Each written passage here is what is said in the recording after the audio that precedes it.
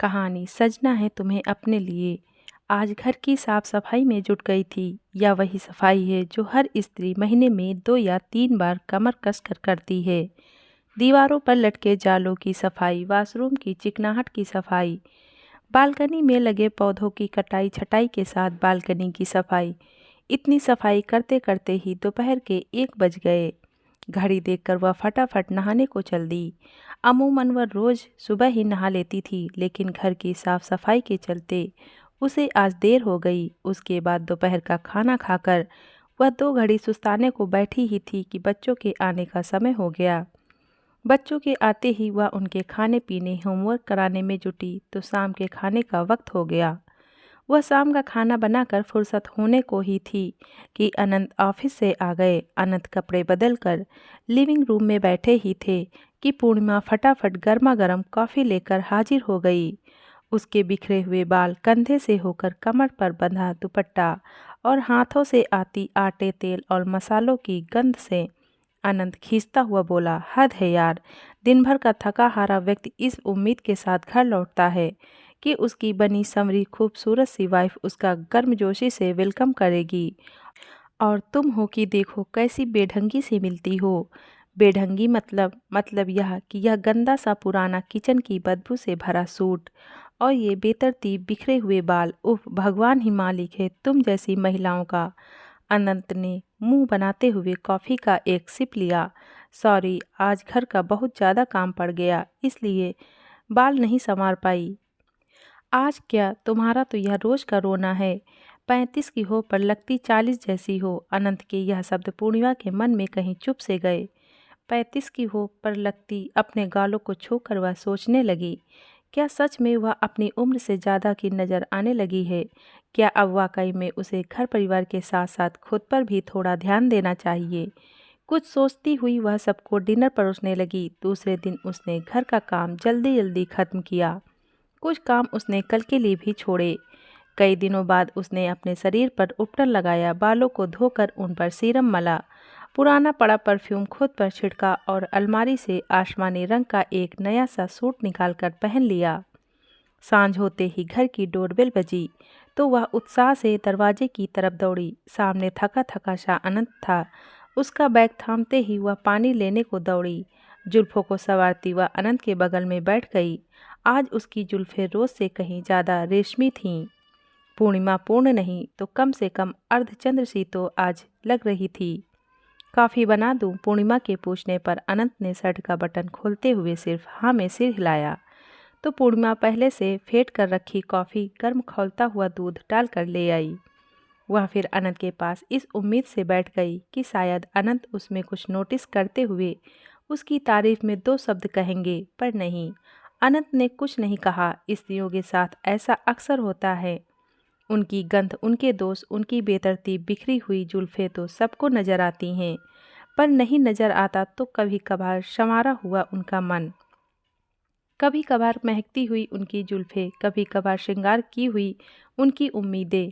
इसलिए शायद कल तक पूर्णिमा से लिपटी रसोई के मसालों की गंध, उसकी टेढ़ी चोटी, थकी हुई आंखों का फैला हुआ काजल तो अनंत को नजर आ गया था, पर आज का उसका संवारा हुआ रूप उसे तनिक भी नजर नहीं आ रहा था। बहुत देर तक पूर्णिमा ने खुद को अनंत के सामने तरह तरह से प्रस्तुत किया, पर अंततः हार मानकर वह रात सबके सोने के बाद उपेक्षित सा भाव लेकर बहुत कुछ सोचती हुई सो गई।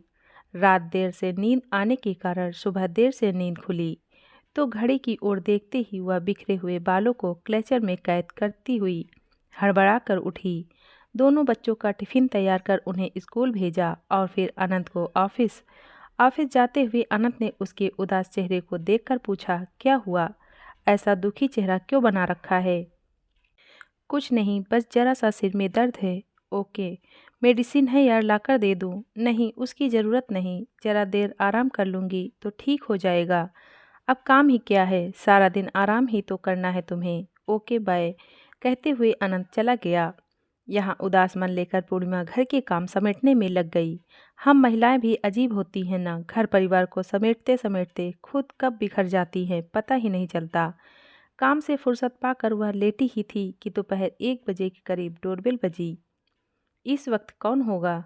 सोचते हुए पूर्णिमा ने दरवाज़ा खोला तो सामने नूरा खड़ी थी। नूरा तुम? वह उत्साह में नूरा का नाम लेती हुई उसके गले लग गई। नूरा पूर्णिमा के बचपन की सहेली थी, बैंक मैनेजर थी, इसलिए बैंक के कुछ काम से कानपुर से लखनऊ आई हुई थी। वाओ यार, वाट अ सरप्राइज! तुम ऐसे अचानक कैसे आ गई? पूर्णिमा तुम भी ना सब भूल जाती हो। बोला तो था तुम्हें कि लखनऊ आ रही हूँ, हो सका तो तुमसे भी मिल लूँगी। आज जैसे ही बैंक का काम खत्म करके थोड़ा वक्त मिला, सीधे तुम्हारे बताए पते पर चली आई। अच्छा किया, कितने दिनों बाद मिल रहे हैं हम ना।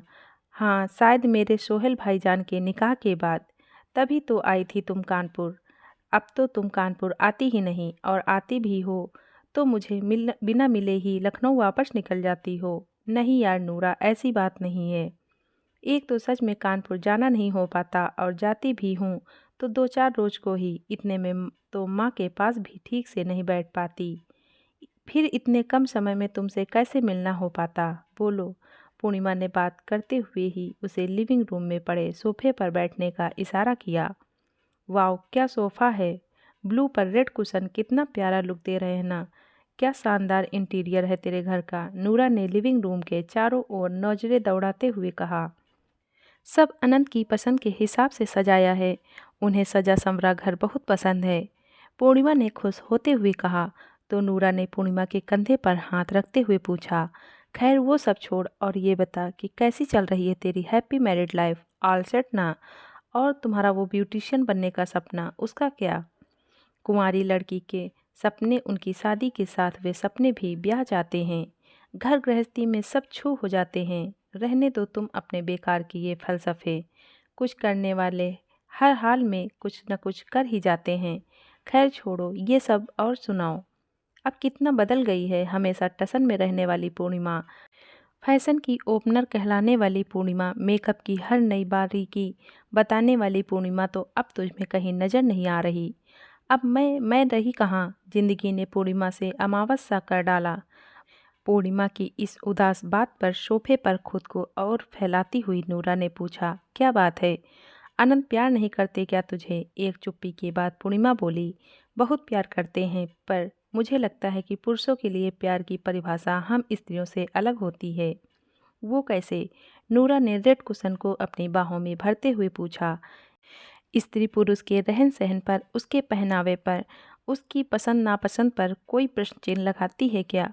वह तो उसे जैसा है रहने देती है, लेकिन पुरुष को पत्नी के रूप में बिल्कुल परफेक्ट वाइफ चाहिए होती है, जो उसके हिसाब से मेकअप करे, कपड़े पहने और अपने आप को मेंटेन रखे। अपनी इसी रोका टोकी को वह बड़े प्यार से प्यार का नाम दे देते हैं। समझ में नहीं आता कि ये कैसा प्यार हुआ भला। मतलब अनंत तुझे ऐसे प्यार करता है? हाँ, ये क्या बात हुई? स्त्री हो या पुरुष, आखिरकार रहना तो सबको अपने ढंग से ही चाहिए। तू अनंत से कुछ बोलती क्यों नहीं? क्या बोलूँ? मैं घर पर बेकार की बहस नहीं चाहती। जैसा जो है सो ठीक है।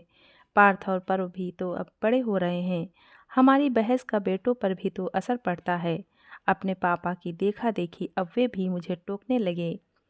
मॉम ये मत पहनो, वो पहनो, ऐसे मत रहो, वैसे रहो। उनके पेरेंट्स मीटिंग में जाने से पहले वे मेरे लिए कपड़े सिलेक्ट करते हैं। यह तो कुछ ज़्यादा ही हो गया। पति तो पति, मेरे बच्चे भी? नूरा ने आश्चर्य से पूछा।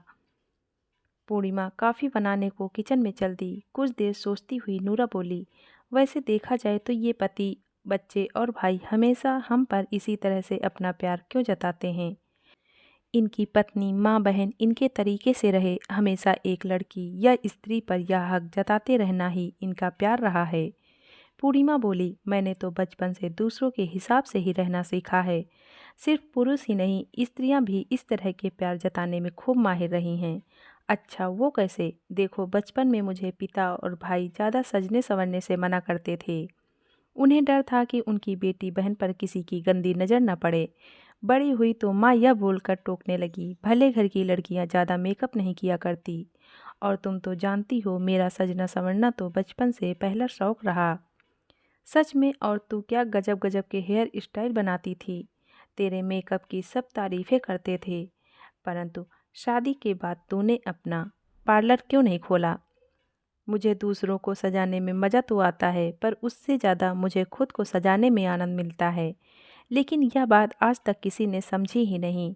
सभी मुझे जीवन भर अपने हिसाब से सजाते रहे। अनंत को दिखाई गई तो माँ ने अपना पूरा मेकअप मुझ पर लगाकर उसके और उसके घर परिवार वालों के सामने खड़ा कर दिया।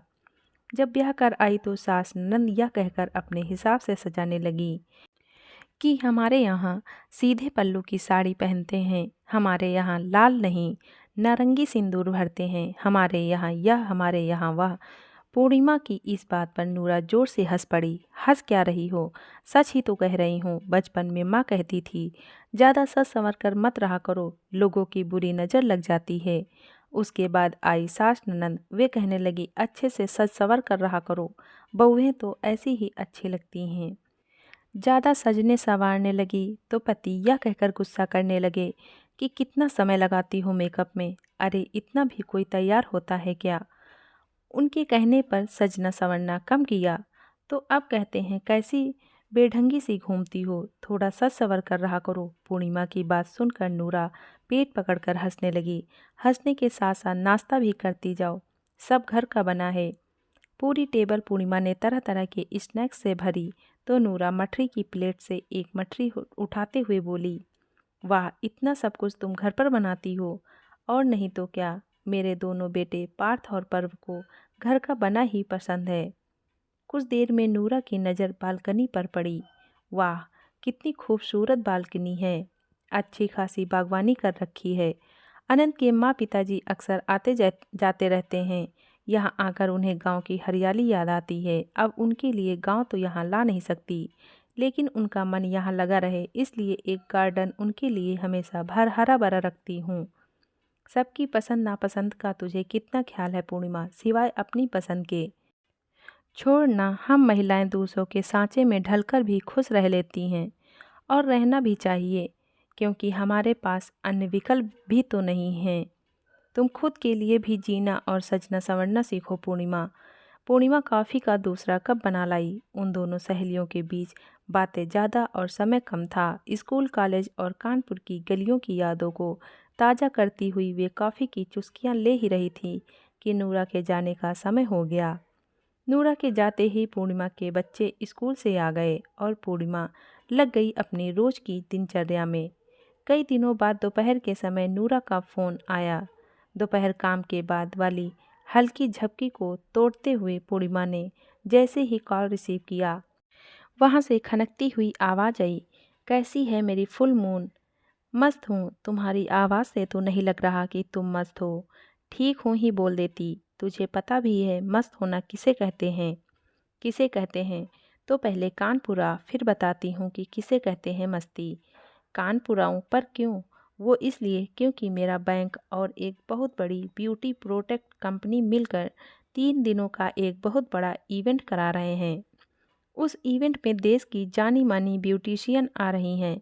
साथ ही प्रतिभागी के तौर पर वहाँ हर छोटी बड़ी ब्यूटिशियन अपने मेकअप का हुनर दिखाएगी। अगर प्रतिभागी में वाकई टैलेंट होगा तो उसे मिलेगी पूरे 5 लाख रुपए की इनामी राशि और अपना पार्लर खोलने का अनुभव। मैं चाहती हूँ कि तुम भी उस इवेंट का हिस्सा बनो।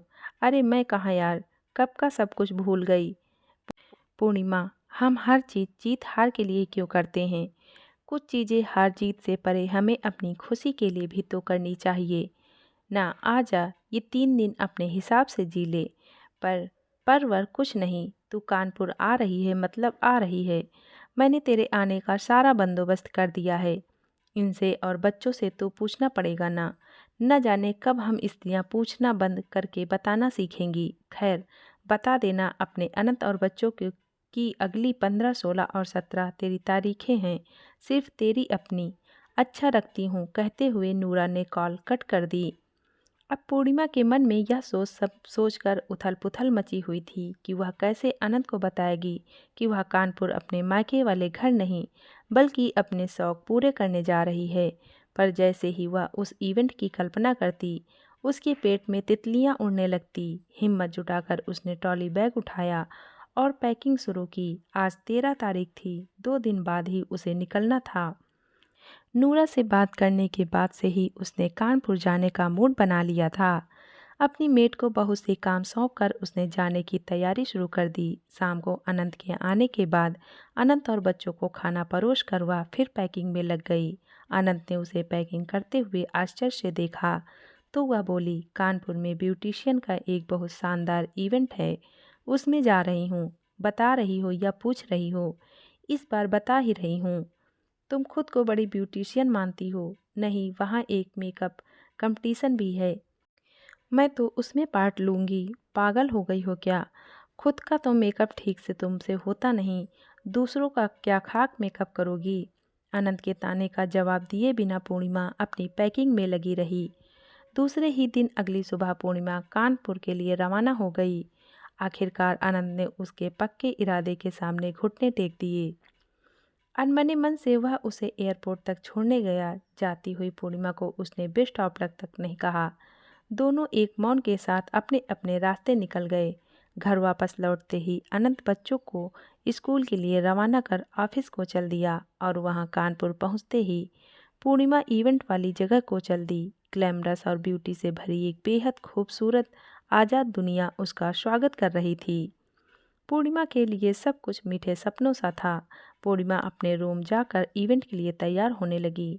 सुनहरे बॉर्डर वाली कॉटन सिल्क की कत्थई साड़ी में पूर्णिमा गजब ढा रही थी। उसके कानों में झूलते बड़े बड़े झुमके, आंखों का गहरा काजल, माथे की छोटी सी मरून बिंदी और लंबे खुले लहराते बाल उसकी आज़ादी का जश्न मना रहे थे। उसे इस रूप में देखकर नूरा कुछ देर देखती रह गई। क्या हुआ, ऐसे क्या देख रही हो? ऐसे तो अनंत भी कभी मुझे नहीं देखते। कैसे देखेंगे मेरी जान? मुझे नहीं लगता कि इससे पहले तुम कभी इतनी खूबसूरत लगी होगी। पता है डियर, आज तुम इतनी खूबसूरत क्यों लग रही हो? क्यों? पूर्णिमा ने हाथों में प्लेन मरून कांच की चूड़ियां पहनते हुए पूछा। क्योंकि हम स्त्रियां हरदम दूसरों के लिए सजती रहीं।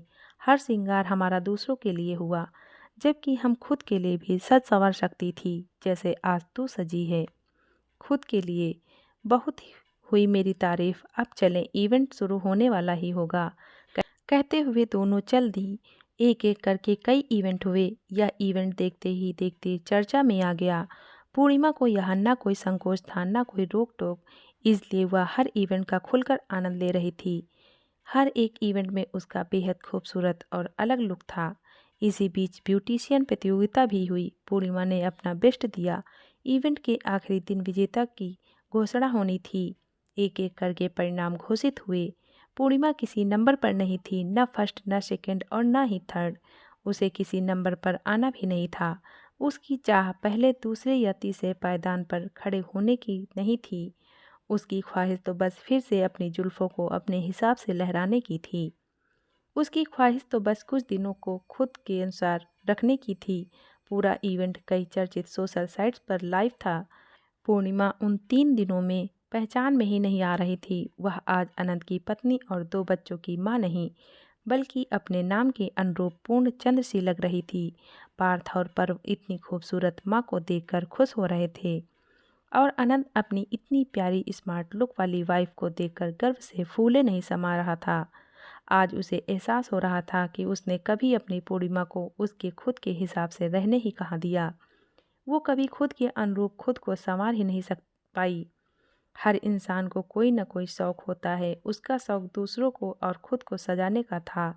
शायद अनंत ने यह समझने में देरी न की होती तो वह भी आज मेकअप प्रतियोगिता के पहले, दूसरे या तीसरे नंबर पर होती। कुछ सोचते हुए अनंत ने खुद और बच्चों से यह वादा लिया कि अब उनकी माँ और अनंत की पत्नी अपने हिसाब से रहेगी। अब से वह दूसरों के लिए नहीं, बल्कि खुद के लिए सजेगी। धन्यवाद।